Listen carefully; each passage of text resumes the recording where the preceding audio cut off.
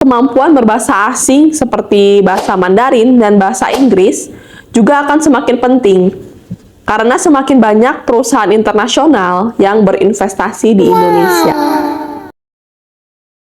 Halo semuanya, balik lagi di podcast Lancar Mandarin dengan narasumber kebanggaan kita.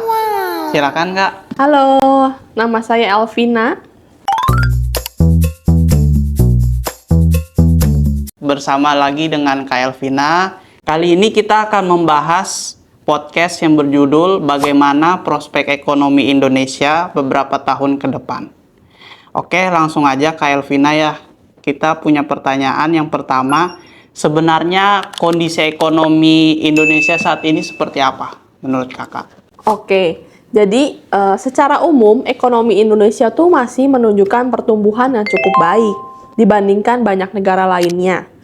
Nah, aktivitas bisnis, konsumsi masyarakat, dan investasi masih terus berjalan. Namun, Indonesia juga menghadapi tantangan nih, seperti kenaikan harga kebutuhan pokok, ketidakpastian ekonomi global, dan fluktuasi nilai tukar rupiah. Oleh karena itu, meskipun kondisinya cukup stabil, tetap diperlukan strategi yang tepat agar pertumbuhan ekonomi dapat terus terjaga.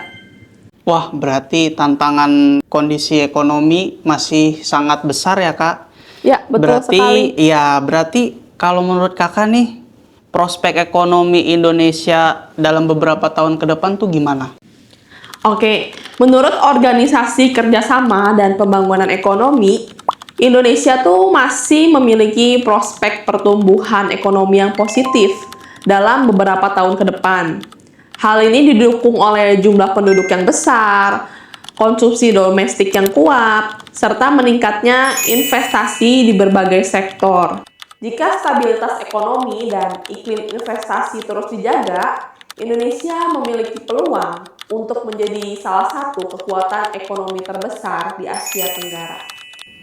Gitu ya, Kak ya.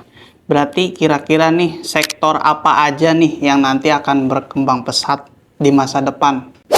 Oke, beberapa sektor yang diperkirakan akan tumbuh pesat antara lain ada teknologi digital, kecerdasan buatan atau AI, energi terbarukan, kendaraan listrik, logistik, kesehatan, dan industri manufaktur. Selain itu, kemampuan berbahasa asing seperti bahasa Mandarin dan bahasa Inggris juga akan semakin penting karena semakin banyak perusahaan internasional yang berinvestasi di Indonesia. Berarti memang kita harus membutuhkan soft skill lainnya. Salah satunya adalah belajar bahasa Mandarin dan bahasa Inggris ya. Ya, betul Kak. Ya, berarti tantangan terbesar yang harus dihadapi Indonesia ke depannya nih apa nih Kak? Kalau dari penjelasan Kakak yang tadi. Oke, tantangan terbesar itu adalah menciptakan lapangan kerja yang cukup untuk generasi muda, meningkatkan kualitas sumber daya manusia, menjaga stabilitas harga kebutuhan pokok, serta menghadapi persaingan global yang semakin ketat. Selain itu, perkembangan teknologi yang sangat cepat juga menuntut masyarakat untuk terus belajar dan beradaptasi.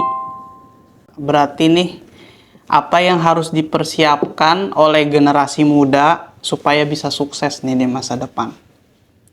Baik, generasi muda itu perlu fokus pada peningkatan keterampilan yang relevan dengan kebutuhan dunia kerja, seperti kemampuan digital, komunikasi, bahasa asing, pemecahan masalah, dan kemampuan beradaptasi dengan teknologi baru.